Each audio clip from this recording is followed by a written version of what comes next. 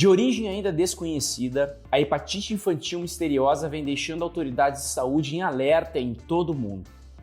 Existe a confirmação da doença em pelo menos 20 países. Conforme a Organização Mundial da Saúde, a OMS, mais de 300 pessoas foram diagnosticadas, a maioria crianças. Em casos mais graves, o quadro pode exigir um transplante de fígado ou até mesmo matar. No Brasil, ainda nenhum caso foi confirmado, mas o Ministério da Saúde monitora pelo menos 16, sendo 6 em São Paulo, 5 no Rio de Janeiro, 2 no Paraná e 1 nos estados de Santa Catarina, Pernambuco e Espírito Santo. Conhecido ou não, a hepatite é o assunto deste episódio de hoje do Direto ao Ponto. Nós conversamos com o coordenador do Serviço de Gastroenterologia do Hospital Mãe de Deus, Marcelo Appel, que também é mestre em hepatologia. Eu sou Arthur Ruschel, fiquem com a gente.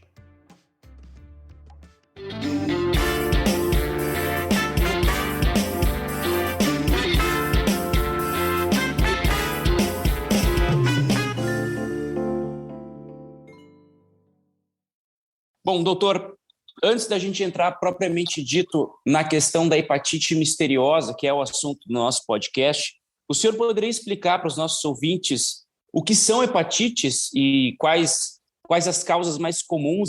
Sabemos que elas são separadas em diversas letras, né? Mas o que são hepatites, doutor? Perfeito. As hepatites, na verdade, sim, hepatite é um nome genérico para qualquer inflamação do fígado.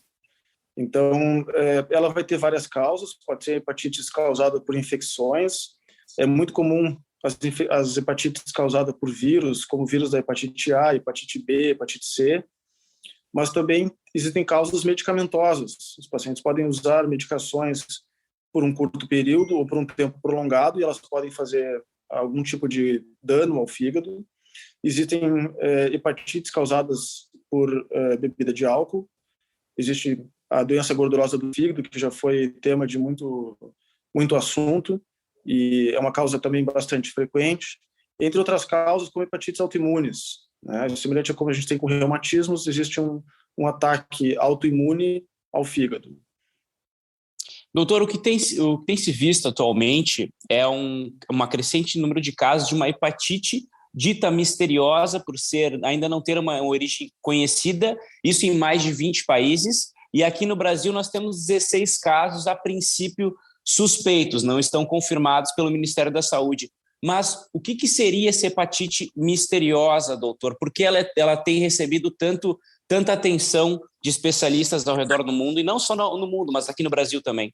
Não, perfeito. Realmente, a hepatite misteriosa que está na mídia, ela é misteriosa justamente porque o fator que causa ela não foi identificado.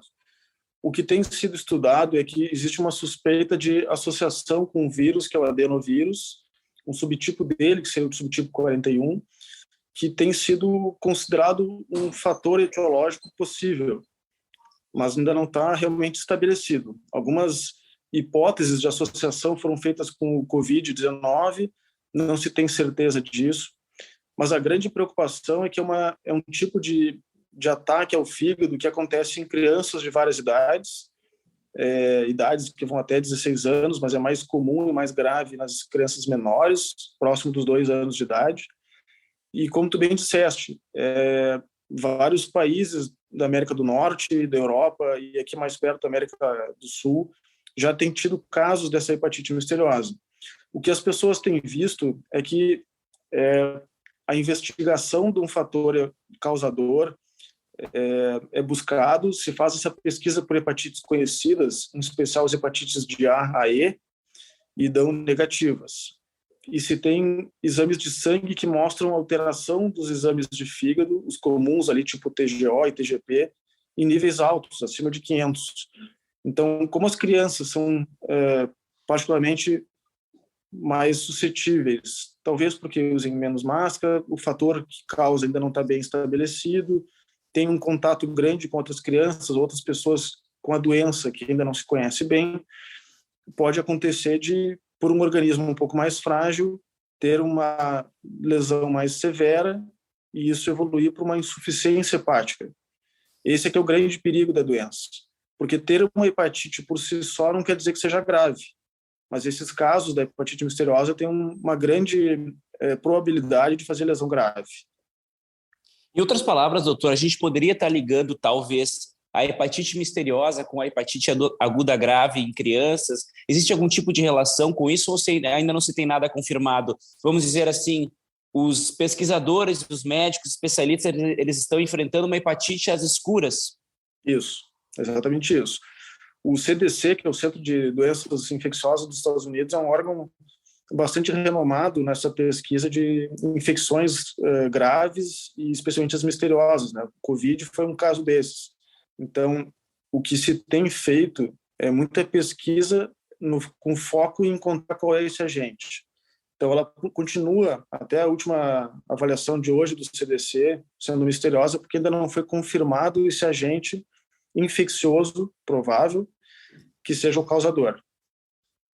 E sintomas, doutor, para explicar exatamente que sintomas, não só da hepatite misteriosa, mas os sintomas mais comuns das hepatites, que são para o público que está nos ouvindo entender, poder analisar também, claro, caso veja algum sintoma. Perfeito. Os quadros de hepatite viral, digamos, eles todos têm um quadro muito parecido, de mal-estar, dor abdominal, uma dor que pode ser considerada talvez como uma cólica, uma dor contínua, inicialmente até de não tão intensa preocupação, com náuseas, com vômitos, e aí talvez o que seja o fator que mais leva ao alerta para os casos de hepatite mesmo, seja o quadro de amarelão, que a gente chama de icterícia, é um termo técnico, mas o amarelão que fica com os olhos amarelos e com a pele amarela. É esse amarelão que talvez seja um fator de alarme, né? Não de gravidade inicialmente, mas de alarme para fazer uma busca pelo pediatra ou pela emergência, né? Porque muitos outros quadros de gastroenterite, digamos, por contaminação alimentar ou outra doença, pode ter náusea e vômito, algum desconforto abdominal, uma febre junto, quem sabe, e a gente não dá tanta bola no começo, porque passa. Mas no contexto da hepatite, esses sintomas podem se somar e, junto com o amarelão, levar à preocupação.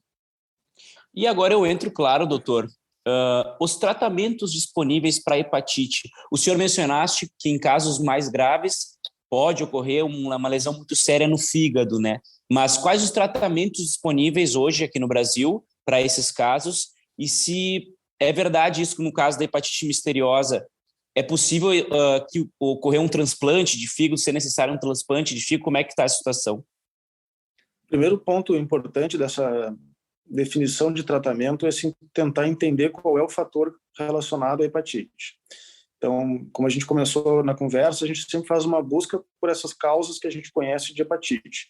É uma infecção viral? É por gordura no fígado? Usou alguma medicação? Tendo de posse esse conhecimento da causa da hepatite, algum tratamento vai ser programado. No caso da hepatite viral aguda ou mesmo da misteriosa, o que se faz é o primeiro entendimento de que grau de lesão o paciente ou a criança está apresentando. É um quadro leve que pode ser observado em casa. O tratamento, em geral, é de controle, é sintomático. Medicação para ajudar na náusea, para poder permitir que a criança se hidrate, se alimente e possa ser observada em casa. Medicação para dor e essa monitorização. Se tem algum caso mais grave, e aí essa gravidade pode ser por exame de sangue, ou mesmo pela dificuldade de aceitar líquidos ou de se alimentar, alguns pacientes necessitam internação. O que se viu nessa hepatite misteriosa é que cerca de 90% das crianças precisou hospitalização, então um número muito expressivo. Dessas, parece que nos Estados Unidos, pelo menos, cerca de 10 a 14% necessitaram um transplante de fígado.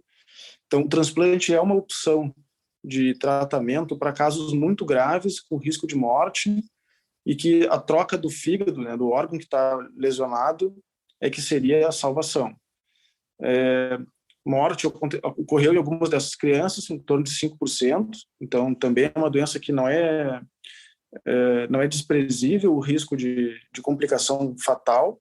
Então, de novo, assim, o primeiro, acho que a orientação tem algum quadro de náusea, vômito e a criancinha está amarela, buscar o seu pediatra por orientação e buscar uma emergência pediátrica.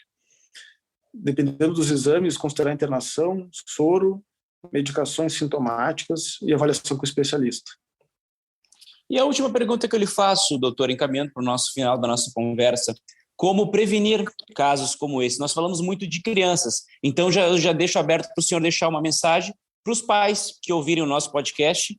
Bom, então, em relação à tentativa de prevenção, uma vez que a gente não tem certeza de qual é o agente causador da hepatite, teria que se pensar em qual fator está se propondo. Considerando que fosse, por exemplo, o adenovírus, que é um vírus respiratório, uma possibilidade seria que os pacientes, no caso as crianças ou seus familiares e cuidadores, usassem máscara, porque o contato poderia ser via respiratória. Considerando outros tipos de hepatite, como a A, que é um vírus que tem uma contaminação chamada fecal-oral, ou seja, o vírus é eliminado pelas fezes, a principal medida preventiva seria uma adequada higiene de mãos. Então, as pessoas que têm contato com a criança ou com demais familiares, mesmo adultos, depois de ir ao banheiro, lavar a mão com água e sabonete ou usar álcool gel para, então, manusear a alimentação e contato com outras pessoas.